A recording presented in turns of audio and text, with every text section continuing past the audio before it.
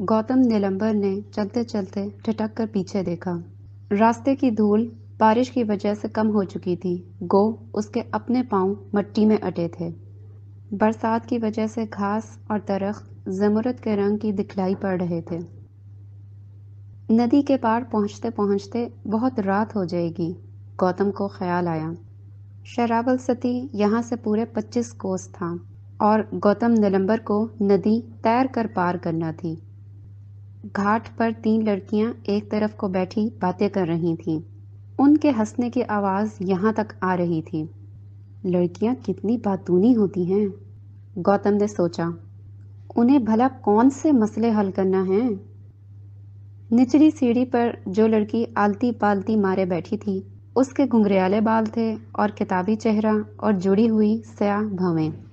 करीब पहुंचकर गौतम ने उन दोनों को लहजा भर के लिए ध्यान से देखा और फिर जल्दी से नजरें झुका ली। घाट की आखिरी सीढ़ी पर पहुंचकर उसने तेजी से पानी में छलांग लगा दी और दूसरे किनारे की तरफ तैरने में मसरूफ हो गया। लड़कियों ने सर उठाकर उसे देखा। कोई विद्यार्थी जान पड़ता है, उनमें से एक ने कहा। बड़ी कठिन जिंदगी इन बेचारों की होती होगी। निर्मला को अपने भाई का ख्याल आ गया, जो उसी की तरह अनगिनत नदियाँ, चटियल मैदान और दुश्वार गुजार पहाड़ियाँ अबूर करके बहुत दूर तक चला गया हुआ था और अब तक नहीं लौटा था। जब ये लोग इतना पढ़ जाते हैं तो क्या होता है? तीसरी लड़की ने बेध्यानी से पूछा। उस लड़की का नाम सरोशनी था। होता क्या है, झग मारते हैं, किसी नए धर्म का आविष्कार कर लेते हैं या किसी नए फलसफे का प्रचार शुरू कर देते हैं, निर्मला ने जल कर जवाब दिया। उसका अकलौता भाई तक्षशिला में रियाजी और सरफुन नहार से सर खपाने की बजाय यहाँ घर पर होता तो क्या चंपक उससे ब्याह न कर लेती। नदी के वस्त में पहुंचा तो बारिश की दूसरी बूंद गौतम के सर पर आ गिरी। वो जल्दी जल्दी लहरों का मुकाबला करने में मुनहमिक हो गया। सामने दूसरे किनारे पर दरियाई घास और नीले फूलों की घनी बेलें पानी की सतह पर झुक आई थीं। बरकत के साए तारीख हो चले थे। सारस और मोर सिमटे सिमटाए उदास खड़े थे। किनारे पर पहुंचकर गौतम ने अपने कपड़े निचोड़े और ना तराशीदा पत्थरों से बने हुए मंदिर में गया, जिसके एक कोने में वो अपना ज़ादेरा चंडी देवी को सौंपकर अयोध्या गया था। एक छोटी सी पोटली में उसके मुंह कलम थे और सफ़ेद रेशम के चंद टुकड़े।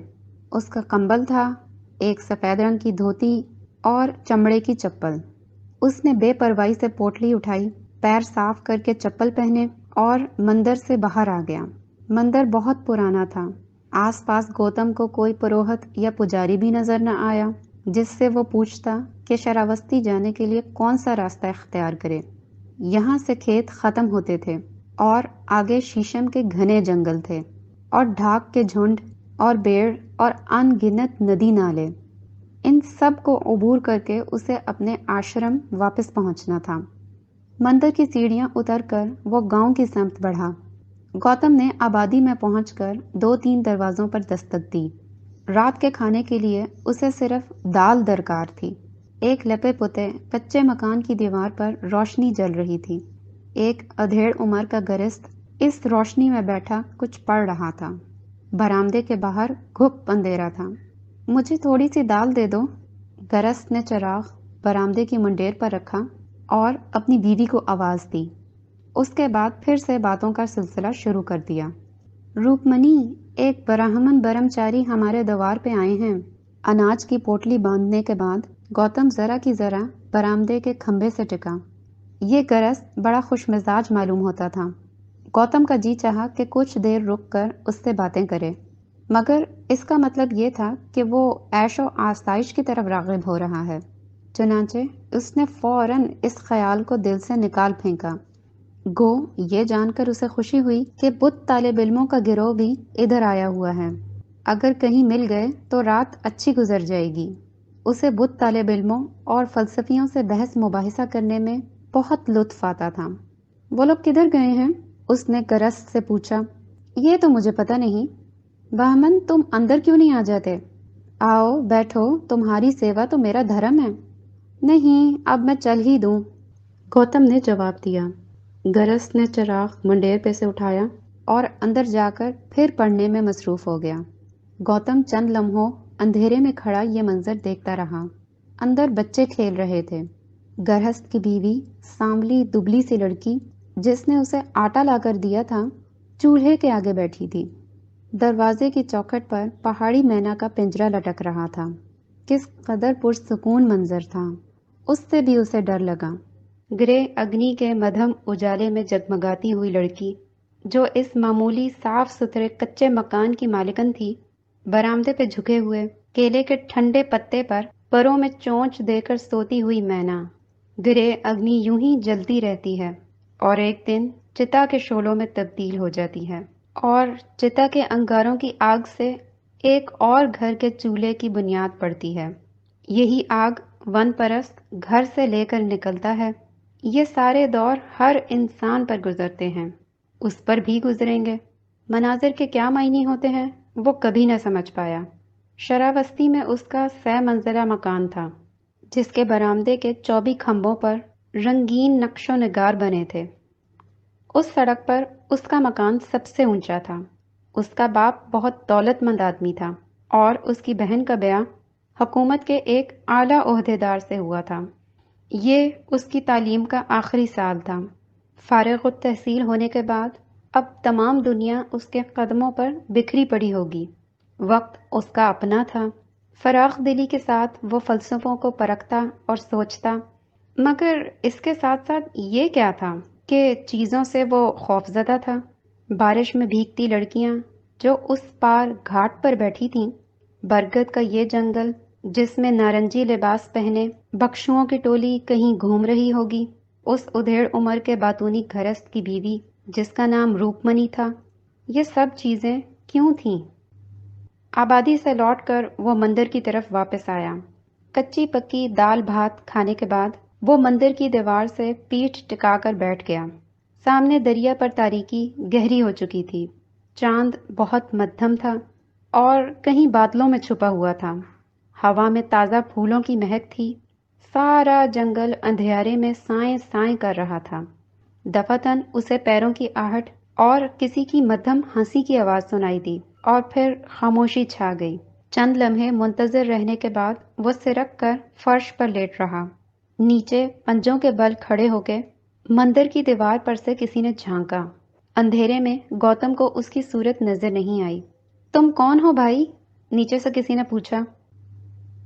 शरावस्ती के जिन पंडितों के घराने में मैं पैदा हुआ, वहां दूसरे पंडितों से पूछकर मेरा नाम गौतम रखा गया था। भाई गौतम, नीचे आ जाओ। तुम खुद ऊपर क्यों नहीं आते? गौतम ने आंखें बंद कर लीं और उसी तरह लेटा रहा। तुम कौन हो भाई? कुछ देर बाद घबरा कर उसने दोबारा आवाज दी। अब ये सवाल मैं तुमसे करता हूँ। गो, अगर तुम अपनी असलियत मुझसे छुपाना चाहो तो मुझे कोई आपत्ति नहीं। नाम आवाज़ों की एक समष्टि है भाई गौतम, और हरिशंकर की आवाज़ पर मैं चौंक उठता हूँ, क्योंकि यही मेरा नाम है। भाई शंकर, क्या तुम कृष्ण वासुदेव के भगवत हो? नहीं, मैं इस समय उत्तर पश्चिम की ओर से आ रहा हूँ, जहाँ शिव की आराधना की जाती है। गौतम, मैंने काश्मीरा की बर्फ में बड़ी खूबसूरत जगह देखी हैं। बाज़ दफ़ा ख्याल आता है कि जिंदा रहना बड़ी नेमत है। मैंने ज़्यादा सयाहत नहीं की, मुझे इसका बड़ा दुख है। सिर्फ इसी का दुख है? तुमने दुख के फलसफे पर कितना गौर किया है भाई गौतम? आजकल मैं इसी पे गौर कर रहा हूँ। जहाँ मैं पढ़ता था, वहाँ हम लोग फलसफे और सयाहतिया की बजाय गणित विद्या और कानून और तिबियात पर ज़्यादा ध्यान देते थे। लेकिन रंज से मेरा बड़ा गहरा संबंध है। गौतम निलंबर, क्या तुम अजीनी से आ रहे हो? नहीं, उससे भी बहुत आगे से। तक्षशिला?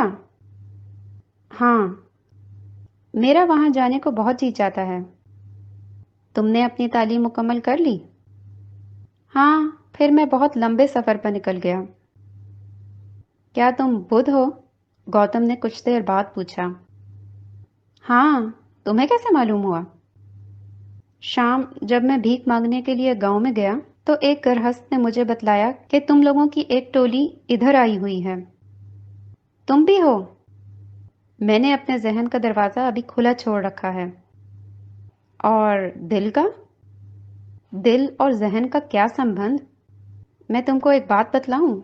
دوسرا نوجوان منڈیر کود کر مندر کے برآمدے میں آ گیا۔ تم یہیں کہیں آس پاس کاشی واشی میں پڑھتے ہو؟ دوسرے لڑکے نے گوتم کے قریب پاؤں پھیلا کر بیٹھتے ہوئے دریافت کیا۔ میں شراوستی میں پڑھتا ہوں۔ تمہاری زندگی کا مقصد کیا ہے گوتم؟ تم بھی اس اندھیرے میں سے نمودار ہو کر مجھ سے یہی سوال کرنے آئے ہو؟ گوتم نے چڑھ کے کہا۔ اس کا ذہین اور خوبصورت چہرہ گوتم کو مانوس سا نظر آیا۔ گہری سیاہ جڑی ہوئی بھویں اور کتابی چہرہ اور گھنگریالے بال۔ یہ شکل میں نے کہاں دیکھی ہے؟ ابھی ابھی دیکھی ہے، گوتم نے ہڑبڑا کے سوچا۔ اگر یہ اپنے گھنگریالے بال منڈوا دے تو شاید کچھ مختلف معلوم ہو، ورنہ یہ تو جانا پہچانا سا چہرہ ہے۔ تم نے اپنا سر نہیں گھٹوایا؟ کیسے بخشو ہو؟ گوتم نے ذرا بشاشت سے سوال کیا۔ میں نے بھی اپنے ذہن کا دروازہ ابھی کھلا چھوڑ رکھا ہے۔ تم کہاں کے رہنے والے ہو؟ نوجوان نے دریا کی طرف اشارہ کیا۔ اس پار کا۔ اچھا، گوتم ذرا چونک کر اٹھ بیٹھا۔ تمہیں اتنا اچنبھا کاہے کے لیے ہوا؟ ہم سب کو کہیں نہ کہیں تو پیدا ہونا ہی ہے۔ ممکن ہے کہ میں میمفس میں پیدا ہوا ہوتا اور تم یاوادیپ میں۔ ہری شنکر نے تبسم کے ساتھ گوتم کو دیکھا۔ تم یہیں کے رہنے والے ہو اور اب بھکشو بنے اجنبیوں کی طرح گھوم رہے ہو؟ ہم سب ایک دوسرے کے لیے ازلی اور ابدی اجنبی ہیں۔ تم کاہے سے بھاگ رہے ہو؟ گوتم نے غصے سے پوچھا۔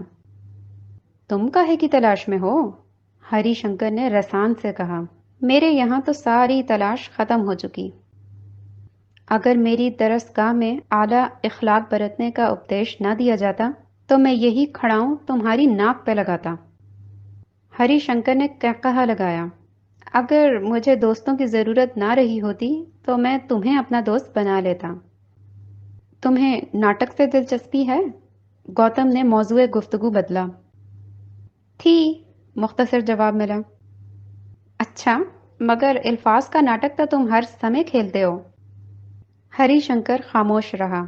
اس نے اپنی آنکھوں پر ہاتھ رکھ لیے تھے۔ پھر وہ کروٹ بدل کر کوہنیوں کے بل بیٹھ گیا۔ گوتم، میں نے پانینی کی 8 کتابوں کا مطالعہ کیا ہے۔ میں کاشمیرہ کے مدرسوں میں گیا ہوں جہاں سنسکرت کو مکمل بنایا جا رہا ہے۔ میں نے یاونون کی بولی بھی سیکھی ہے اور پارسکاون کی بھی، لیکن اب میں الفاظ کو ختم کرنا چاہتا ہوں کیونکہ ہری شنکر کہتا رہا، زبان الفاظ وعدے کرتے ہیں جو نبھائے نہیں جاتے، خیالات کا اظہار کرتے ہیں جن کا کوئی مطلب نہیں ہوتا۔ ان کے معنی کی کھوج میں بھاگنا شروع کیا تو بھٹک کر میں جانے کہاں سے کہاں جا نکلا۔ تم کیسے فلسفی ہو جو الفاظ میں یقین نہیں رکھتے؟ گوتم نے جھنجھلا کے جواب دیا۔ پانینی تمہاری تکشلا کے استاد نے کہا تھا، اپنے یا دوسروں کے خیالات کے مظاہر صرف الفاظ ہی ہو سکتے ہیں۔ ان کی ماہیت کا مطالعہ کرنا کس قدر ضروری ہے۔ الفاظ کے راستے کے بنا خالص خیال تک کس طرح پہنچ پاؤ گے؟ آواز الفاظ کا پراکرتا کن ہے اور مادہ ابدی ہے۔ وید زبان کی شکل میں برہما ہے اور مادہ براہما۔ وقت کو ابدیت سمجھ کر تم لوگوں نے بہت گڑبڑ پھیلائی ہے۔ ہری شنکر نے دوبارہ فرش پر لیٹتے ہوئے اظہار خیال کیا۔ معنی اصل چیز ہے، گوتم نے جواب دیا۔ پانینی کا کہنا ہے کہ سارے الفاظ کا محاصل خالص وجود ہے اور مختلف چیزوں کے لیے براہما کے الگ الگ نام ہیں۔ گھاٹ پہ بیٹھی ہوئی ایودھیا کی لڑکیاں، تو ہری شنکر یہ سب مہان آتما ہے۔ الیت کا قانون بجائے خود مکمل ہے۔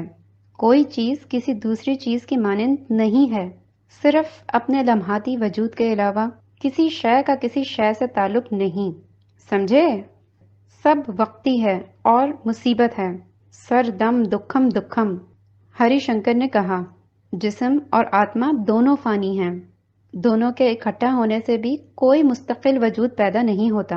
آتما ابدی نہیں ہے، انسان چراغ کی طرح بجھ جاتا ہے۔ محض واقعات اور احساسات کا دور تسلسل قائم رہتا ہے۔ ایک لڑکی تھی۔ سو رہے ہو بھائی گوتم؟ نہیں، کہے جاؤ۔ ایک لڑکی تھی، اس نے بھی مجھے ابدیت کا قائل کرنا چاہا تھا۔ وہ مجھے سپاسا میں زمان و مکان کو محیط کر لیا کرتی تھی۔ دنیا پر وہ صبح بھیرو اور میک بجاتی۔ دوپہر کو جب ساری دنیا سونے کے رنگ میں رنگ جاتی، تب میں اس سے دیپک اور شیری راگ سنتا۔ رات پڑے وہ ہنڈول گاتی۔ اس لڑکی کو سنگیت کا جنون تھا۔ سنا ہے وہ پراچین ایودھیا کی رانی رینیوکا کی جیسی خوبصورت ہے؟ کس کا ذکر کرتے ہو؟ ہری شنکر نے تیوری پر بل ڈال کے پوچھا۔ پتہ نہیں، گوتم نے جواب دیا۔ پھر وہ بھی آنکھیں بند کر کے فرش پر لیٹ رہا۔ مقدس سرجور رگوید میں بہنے والی ندی میری ماں، جانے کب تک اسی طرح بہتی رہے گی۔ سامنے میرا شہر ہے۔ ہری شنکر کی خوبصورت مدھم آواز اس کے کانوں میں آتی رہی۔ خوبصورت، شاندار ایودھیا کتنے زمانے سے اسی جگہ پہ یوں ہی راتوں سے جگمگاتا رہا ہے۔ یہیں پر چمپک رہتی ہے اور یہیں پر میرے گھر والے اور میری بہن میرے منتظر ہیں۔ جس طرح سری کرشن کو اپنی بہن سبودھرا پیاری تھی، ویسے ہی میں اپنی بہن کو عزیز رکھتا تھا، لیکن میں نے اس کی محبت کو دوسری محبتوں اور وفاداریوں کے ساتھ دل سے نکال پھینکا اور پھر اودھ لوٹ آیا۔ میری بہن رام چندر کی بہن شانتا کی ایسی خوبصورت اور معصوم ہے، اور لوگ کہتے تھے کہ اسی ایودھیا میں جس طرح 1500 سال قبل شانتا اور سیتا کی جوڑی تھی، ایسی ہی نرملا اور چمپک چاند اور سورج کی مانند جگمگاتی ہیں۔ دیکھو، الفاظ نے پھر میرے ساتھ غداری کی ہے۔ اس نے اداسی کی بات ختم کی۔ بارش تیزی سے شروع ہو گئی۔ دیا ہوا کے جھونکے سے بجھ چکا تھا۔ شنکر نے اینٹوں کا تکیہ بنا کر سرہانے رکھ لیا۔ گوتم نے اپنی سفید چادر اوڑھ کر دیوار کی طرف کروٹ بدل لی۔ دونوں کچھ دیر چپ چاپ اندھیرے میں پلکیں جھپکایا کیے، پھر پروائی کے جھونکوں سے انہیں بھی نیند آ گئی۔ اس رات گوتم کو عجیب عجیب خواب نظر آئے۔ شنکر بڑے سکون سے سو رہا تھا۔ بارش تھم چکی تھی۔ ندی کے کنارے چنڈال کسی کی لاش مرکھٹ کی اور لیے جا رہے تھے، اور کشتیوں کی روشنیاں اندھیرے میں اگیا بھوتال کی طرح چمک رہی تھیں۔ اس نے جلدی جلدی منتر پڑھنے شروع کر دیے۔ بہت دیر بعد اسے نیند آئی۔ منہ اندھیرے جب شنکر کی آنکھ کھلی، اس وقت گوتم چنڈی پات میں مصروف تھا۔ گھاٹ پر براہمن کھنگا رہے تھے۔ آم کا باغ چڑیوں کی چہکار سے گونج اٹھا تھا۔ گوتم عبادت کے بعد باہر نکلا تو ہری شنکر اسے دیکھ کر مسکرایا۔ وہ دونوں مندر کی سیڑھیاں اتر کر جنگل کے راستے پر آ گئے۔ ندی کے کنارے بھکشوؤں کا گروہ نہانے کے لیے آیا ہوا تھا۔ تم اب شراوستی واپس جاتے ہو؟ شنکر نے پوچھا۔ ہاں، تم نہ چلو گے؟ وہاں سے کچھ فاصلے پر کپلا بستی ہے، ادھر پورب کی کوسی نگر ہے، اور گیا۔ تم ان سب جگہوں کی یاترا کے لیے نہ جاؤ گے؟ تم اپنا مطلب بیان کرو۔ میرا مطلب یہ ہے کہ تم بھی میرے ساتھ چلو۔ تم میرے آشرم میں ٹھہر سکتے ہو، یا اگر میرے ماں باپ کی عزت بڑھانا چاہو تو شہر کے اندر میرا گھر حاضر ہے۔ میں تمہارے ساتھ شراوستی کیوں چلوں؟ اس لیے کہ تمہیں میرے مذہب سے دلچسپی ہے، یا اس لیے کہ تم ایودھیا کی کماری چمپک کے متعلق مزید معلومات حاصل کرنا چاہتے ہو؟ ہری شنکر، اگر تم نے شاکیہ منی کے چیلوں کا یہ گیروا پہناوا نہ پہن رکھا ہوتا تو میں تمہاری ٹھکائی کر دیتا، گوتم نے دل میں کہا۔ وہ دونوں آبادی کو چھوڑ کر شراوستی کی طرف بڑھنے لگے۔ آسمان پر سے بادل چھٹ گئے تھے۔ ہوا میں کچی کلیوں کی مہک امڈ رہی تھی۔ قدم کے ایک جھنڈ میں مور پر پھیلائے ناچ رہا تھا۔ کھیتوں کی منڈیر پہ دھانی اور کپاسی ساڑیاں پہنے کسان عورتیں ادھر سے ادھر آ جا رہی تھیں۔ شنکر خاموشی سے اس کے ساتھ ساتھ آ رہا تھا۔ شام پڑے دونوں لڑکے مور پالنے والوں کے ایک گاؤں کی فصیل کے اندر داخل ہوئے۔ ان گنت مور چاروں اور باغوں میں گھوم رہے تھے۔ چھپروں کے نیچے مور کے پروں کے پنکھے اور مور چھل تیار کیے جا رہے تھے۔ चौपाल में गाना हो रहा था। गौतम और हरिशंकर कुएं की मुंडेर पर बैठ गए। पल के पल में सारे गांव में खबर फैल गई। 2 विद्यार्थी गांव में मेहमान आए हैं। उनकी आओ भगत शुरू हुई। शंकर आंखें बंद किए बैठा रहा। एक लड़की 2 खूबसूरत पंखियां नजर करने के लिए ले आई। गौतम ने लड़की के हाथ से पंखियां ले ली और उसे उलट पुलट कर देखने लगा। उसके परों पर उंगलियां फेरी, फिर उसने दोनों पंखियां वापस कर दी। हमें ऐशो आराम का हुक्म नहीं, हमें तुम्हारे ये खूबसूरत पंखे नहीं चाहिए। मोर के परों को हम वन में देखकर खुश हो लेते हैं, उसने जल्दी जल्दी कहा। लड़की ने पंखियां उठाईं और प्रणाम करने के लिए झुकी, और शंकर चूंकि भक्षों का नारंगी लिबास पहने था, उसने आगे बढ़कर शंकर के पांव छुए। तुम्हारा नाम सुजाता तो नहीं? गौतम ने हंसकर उससे पूछा और शंकर पर नजर डाली। वो अब भी आंखें बंद किए बैठा था। नहीं, मेरा नाम नंदबाला है। सुजाता मेरी बड़ी बहन है, लड़की ने सादगी से जवाब दिया और फिर कुएं के मुंडेर पर से उतरकर गांव की तरफ लौट गई। सुबह सवेरे वो फिर अपने सफर पर चल पड़े और 2 दिन तक चलते रहे। अब शरावस्ती ज्यादा दूर नहीं था। शीशम के जंगलों के अख्ताम पर आबादी शुरू हो गई थी। सड़क पर 2 रोया दरख्त लगे थे, जिनके परे उमरा के मकानात थे। इन मकानों के बागों में नकली पहाड़ियां बनी थी और अमरूद और अनार के दरख्तों के झुंड थे, जिन पर सब्ज परों वाले तोते शोर मचा रहे थे। पालतू मोर मरमरी तालाबों के किनारे खड़े पानी में अपना अक्स देखते थे। जामुन के दरख्तों में झूले पड़े थे। मकानों की दीवारों की सफेदी हल्की हल्की धूप में दूर से जगमगा रही थी। चलते चलते दफातन शंकर ने रुक कर गौतम को मुखातिब किया। भाई गौतम, वैशाली की अम्बा पाली थी। गो, चंपक और सुजाता और नंदबाला सब एक हैं। अपने जहन को इंतशार से महफूज रखो। फिर यकलख्त शंकर पगडंडी पर से उतरकर वापस शीशम के जंगलों की तरफ मुड़ गया। गौतम उसे आवाजें देता रह गया, लेकिन वो नजरों से ओझल हो चुका था। शरावस्ती का खूबसूरत शहर राप्ती के जनूबी किनारे दूर दूर तक फैला था। उसके उत्तर में जरा फासले पे ब्रह्मवत के गुलाबी और नीले पहाड़ अस्तादा थे। इन पहाड़ों के दामन में केसर के खेत लहलहाते थे और देवदार के घने जंगल और आसपास तराई के नरकलों में बाग और बगीले घूमते थे। शरावस्ती का शहर बहुत गुंजान और बारौनक था। दूर दूर के देशों से आए हुए लोग यहाँ रहते थे। अलग अलग मोहल्लों में कारीगर, सुनार, बजाज, आड़ती और दूसरी पेशावर जमातें आबाद थीं। उनकी अपनी अपनी मंजिलियाँ थीं, अपने कवानीन। चोरों तक की मंडली माँ एक बाज़ाब्ता शास्त्र के मौजूद थी। 12 महीने बला की चहल पहल रहती। हमेशा कोई न कोई त्यौहार मनाया जाता। हर शख्स अपने अपने काम में मुनहमिक था। मुसव्विरों और संग तराशों की टोलियां अपने निगार खानों में मसरूफ रहती। नाटक मंडली में सुबह से खेल शुरू हो जाता और दिन भर जारी रहता। चौराहों पर मदारी अपने करतब दिखलाते।